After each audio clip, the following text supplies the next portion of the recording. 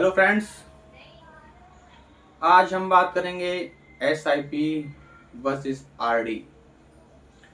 पिछली वीडियो में हमने बताया था कि SIP क्या होती है, SIP कैसे काम करती है, सब कुछ हमने क्लियरली डिफाइन किया था कि कैसे कैसे SIP कर सकते हैं। लेकिन आज की हमारा जो टॉपिक है वो है SIP वर्सेस RD। यानी कुछ लोग कहते हैं कि SIP करो या RD करो, समझ नहीं आता क्या करें। तो आज हम SIP और RD को पूरे तरीके से डिफाइन करेंगे कि SIP करनी है कि RD करनी है। तो चलिए शुरू करते हैं। तो पहले बताते हैं SIP।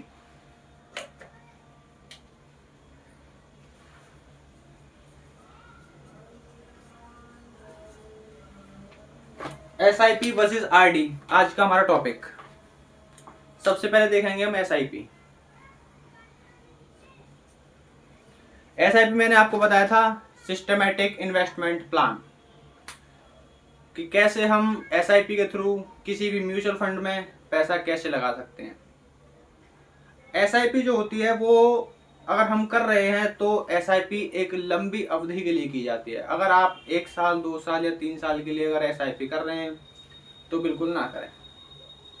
मैंने आपको पिछली वीडियो में बताया था कि SIP हमेशा लॉन्ग टर्म के लिए करें। जो भी आपके लॉन्ग टर्म गोल हैं, घर बनाना, बच्चों की एजुकेशन या बहुत सारे गोल्स होते हैं, या वेल्थ क्रिएट करना, तो अगर आप SIP कर रहे हैं तो लॉन्ग टर्म के लिए कीजिए। और SIP में कभी भी जो रिटर्न होता है वो फिक्स्ड नहीं होता है। SIP हमेशा मार्केट पर डिपेंड करती है। मार्केट नीचे जाएगा तो आपकी इन्वेस्टमेंट डाउन जाएगी, मार्केट ऊपर जाएगा तो आपकी इन्वेस्टमेंट बढ़ेगी। लेकिन अब हम RD पर अभी आने वाले हैं, ठीक है। तो SIP में जो इन्वेस्टमेंट है वो कभी भी फिक्स्ड नहीं रहती है। अगर आप रिस्क ले सकते हैं तभी आप SIP कीजिए, अदरवाइज आप RD कर सकते हैं। अभी मैं बताऊंगा कि RD क्या होती है, ठीक है। अब हम बात करते हैं RD क्या होता है।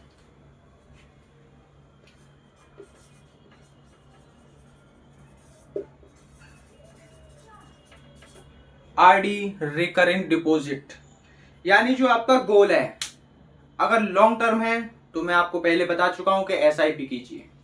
अगर आप लॉन्ग टर्म तक इन्वेस्टमेंट कर सकते हैं, आप थोड़ा सा रिस्क ले सकते हैं, तो आप SIP ही कीजिए।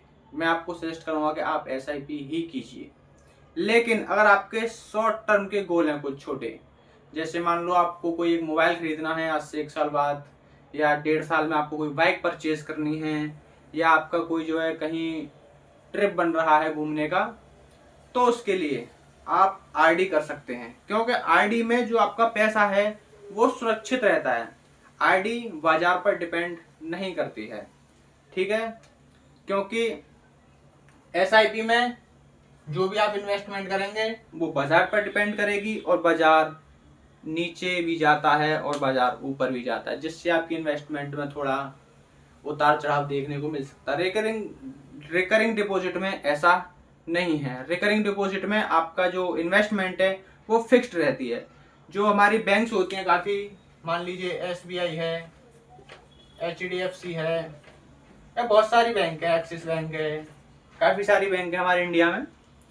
तो इनका जो रिकरिंग डिपॉजिट का जो इंटरेस्ट रहता है वो सभी का लगभग मेरे हिसाब से सेम ही रहता होगा। थोड़ा बहुत डिफरेंस आता होगा, 6%, 6.25%, 6.5%, 7%, जो भी है।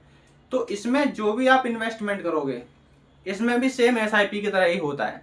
रिकरिंग डिपॉजिट में आप जैसे मान लीजिए आप कर रहे हैं 5 साल के लिए, 5 ईयर के लिए आप क्या कर रहे हैं, रिकरिंग डिपॉजिट कर रहे हैं, ठीक है।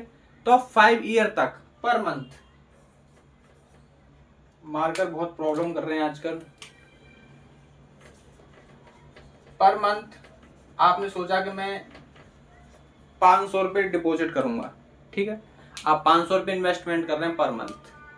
तो जो भी बैंक के द्वारा इंटरेस्ट डिसाइड किया गया होगा, ठीक है, 6% या 6.5%, वो इंटरेस्ट आपको आपके इन्वेस्ट की हुई अमाउंट पर मिल जाएगा।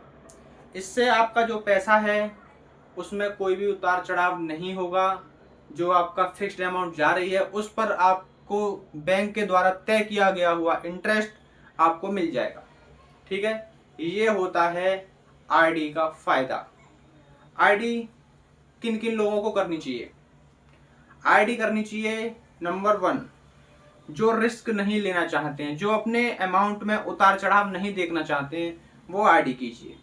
जिनके शॉर्ट टर्म्स गोल हैं, 1 साल है, 1.5 साल है, वो आरडी कीजिए। जिन्हें कभी भी बीच में जरूरत पड़ सकती है पैसे की, साल, 2 साल, 3 साल में, वो आरडी कीजिए।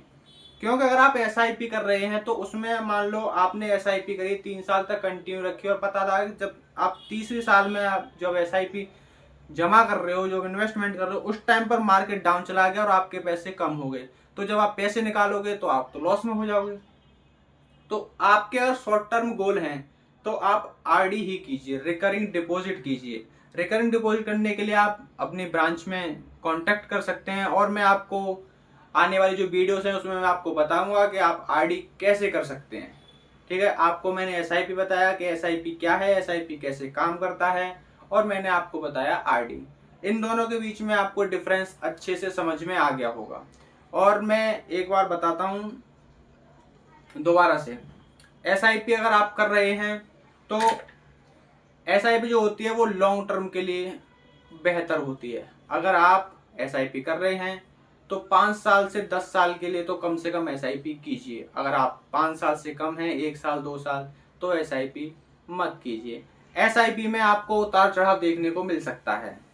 एसआईपी के जो भी रिटर्न्स होते हैं वो फिक्स्ड नहीं होते हैं, क्योंकि लास्ट ईयर में कुछ देखा जा चुका है कि एसआईपी जो है काफ़ी डाउन गई है। ठीक है, म्यूचुअल फंड्स जो हमारे डाउन जा रहे हैं, मार्केट डाउन जा रही है, तो उसकी वजह से क्या आपके जो इंटरेस्ट जो मिलेगा वो आपको बहुत कम मिलेगा, जो आपकी इन्वेस्टमेंट अमाउंट है वो कम भी हो सकती है। लेकिन अगर आप बिल्कुल सुरक्षा चाहते हैं, अपनी सुरक्षित निवेश करना चाहते हैं, तो आप आरडी कीजिए। आरडी सेम एसआईपी की तरह ही होता है। इसे आप 500, 1000, 2000, 5000 रुपये पर मंथ आप डिपॉजिट कर सकते हैं आरडी में। जो आपकी इन्वेस्टमेंट होगी उस पर आपको फिक्स्ड रिटर्न मिलेगा, जिससे आपका जो पैसा है वो बिल्कुल सुरक्षित रहेगा। तो अब आप अपने अकॉर्डिंग देख सकते हैं कि आप एसआईपी करना चाहते हैं या आरडी करना चाहते हैं। अगर आप एसआईपी करना चाहते हैं तो कमेंट सेक्शन में एसआईपी लिखें, अगर आप आरडी करना चाहते हैं तो कमेंट सेक्शन में आरडी लिखें। वीडियो आपको हेल्पफुल लगी हो तो वीडियो को like, share and channel subscribe करना मत भूलिएगा। जय हिंद।